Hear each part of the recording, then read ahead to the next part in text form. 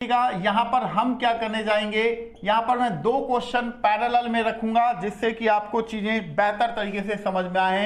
Question 1 और यहां पर क्वेश्चन 2, क्योंकि लेटर हो, नंबर हो, सिंबल हो, ये सभी चीज आपसे पूछी जाएंगी, तो क्वेश्चन आपको करने होंगे।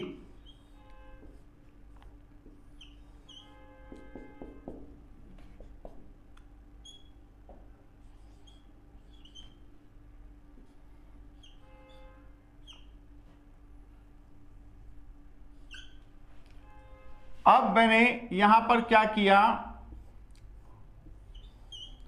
एक क्वेश्चन यहां पर भी बना देता हूं जिससे पैरेलल में आपको समझने और मुझे समझाने में किसी भी तरह की कोई दिक्कत ना रहे।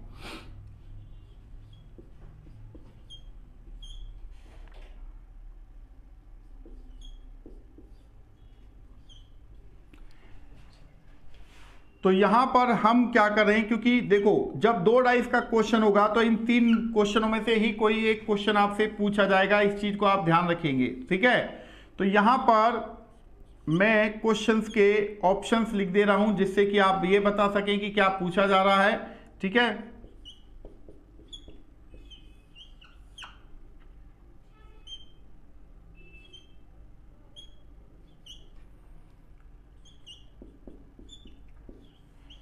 तो ये हमने डाल दिया बच्चों यहां पर।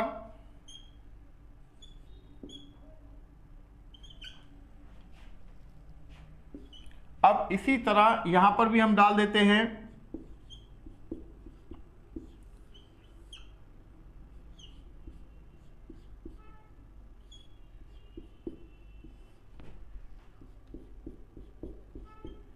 तो यहां पर हमने क्वेश्चंस को डाला है।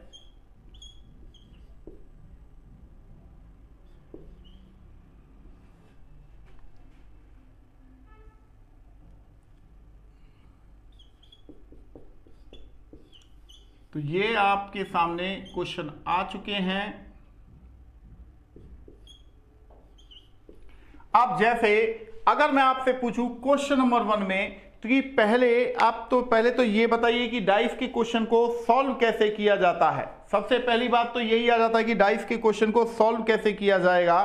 तो बच्चों एक चीज को समझो, डाइस के क्वेश्चन को सॉल्व हम क्या करते हैं, कॉमन नंबर या कॉमन लेटर या कॉमन सिंबल या कॉमन कलर लेकर करते हैं। तो यहां पहले क्वेश्चन में आप देखेंगे कि जो कॉमन है वो क्या है, 1 है, राइट। तो यहां पर क्या कॉमन है, 1 कॉमन है। तो यहां पर हम क्या करेंगे बच्चों, 1 कॉमन है, तो अब क्या करें, 1 से देखो ये जो मैं तरीका आपको बताने जा रहा हूं ये एक रूल वाला तरीका है। उसके बाद मैं आपको स्मार्ट वे भी बताऊंगा कि स्मार्ट तरीके से हम कैसे कर सकते हैं। तो यहां पर जैसे घड़ी जो चलती है बच्चों वो क्लॉकवाइज डायरेक्शन में चलती है, क्लॉकवाइज यानी कि इसे हमने लिखा क्लॉकवाइज वे, क्लॉकवाइज वे, इसे हम हिंदी में कहते हैं दक्षिणावर्त दिशा, ठीक है। एक नंबर से जो नंबर कॉमन है, इन दोनों डाइस में जो नंबर कॉमन है उस कॉमन नंबर से दोनों डाइस में क्लॉकवाइज चलना है। तो एक नंबर कॉमन है तो सबसे पहले हमने 1 लिखा, एक पहली डाइस में 1 के बाद 2 है तो हमने 2 लिखा, और 2 के बाद 3 है तो हमने 3 लिखा है, क्लॉकवाइज वे पे चल दिए। कॉमन के नीचे ऑलवेज कॉमन लिखेंगे, 1 के नीचे मैंने 1 लिखा, सेकेंड डाइस में 1 के बाद क्या आ रहा है, 4 आ रहा है, और उसके बाद क्या आ रहा है, 6 आ रहा है। तो इससे हमें यह पता चला कि 3 का अपोजिट जो होता है, 3 के नीचे 6 आने का मतलब यह है कि 3 के विपरीत में 6 है, 2 के विपरीत में 4 है, 1 का अपोजिट 1 नहीं होगा।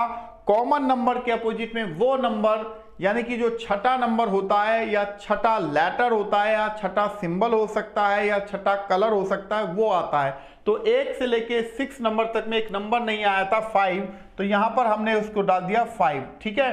अब एक बच्चा दूसरा मुझसे ये कह सकता है कि सर क्या हम इस एक नंबर से दोनों डाइस को एंटी क्लॉक घुमा सकते हैं? बिल्कुल घुमा सकते हैं बच्चों, एंटी क्लॉकवाइज वे, इसे हम हिंदी में कहते हैं वामाव्रत दिशा।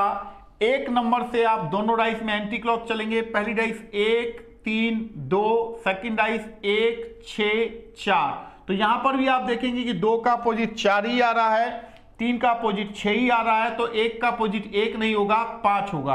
अब क्वेश्चन यहां पर मैंने कहा कि एक नंबर, जब एक नंबर के अपोजिट क्या है, तो एक नंबर दोनों डाइस में कॉमन था, तो कॉमन के अपोजिट में जो छठा नंबर होगा वही गया होगा, तो 5 नंबर ऑप्शन पे आपके सामने रखा हुआ था। अब मान लीजिए अगर मैं क्वेश्चन ये रखता आपके सामने कि भाई 5 नंबर के अपोजिट में क्या नंबर है, तो इन दोनों डाइस में 5 नंबर तो आया नहीं है ना। टोटल नंबर अगर आप देखें तो टोटल नंबर यहां 5 ही है, क्योंकि 1 2 बार आया है। तो याद रखिए, छठा नंबर जब क्वेश्चन बन के आता है तो जो कॉमन नंबर होगा या कॉमन लेटर होगा या कॉमन सिंबल होगा या कॉमन कलर होगा वो ऑप्शन पे मिलेगा। तो यहां पर आपके सामने एक ऑप्शन पे रखा हुआ है। Point is clear. अब मैंने पूछा 3 के अपोजिट में क्या है, तो 3 के अपोजिट में आप देख रहे हैं 6, तो यहां पर 6 कर देंगे। ठीक है, तो ये क्या था, ये एक किताबी रूल था, यानी कि बुक का एक रूल था, उसके हिसाब से। अब दूसरी बात, अगर मैं इसे ट्रिक से करने जाऊं तो बच्चों इन दोनों डाइस में आप एक चीज कॉमन देखेंगे कि जो 1 है वो एक ही सरफेस पर है, एक सरफेस पर है। इसका मतलब है जैसे 1 इस डाइस में यहां पर है और इस डाइस में भी यहीं पर है, तो अब टॉप की अपोजिट हो गई, साइड की अपोजिट हो गई। जैसे 2 का अपोजिट सीधा 4 हो गया, 3 का अपोजिट 6 हो गया। आप इसे ऐसे भी कर सकते हैं, है ना। अब जैसे अगर मैं पूछूं इन दूसरे क्वेश्चन में, आप देखो ये लेटर बेस है, तो इसमें कॉमन क्या है, बी ही कॉमन है ना, बी कॉमन है।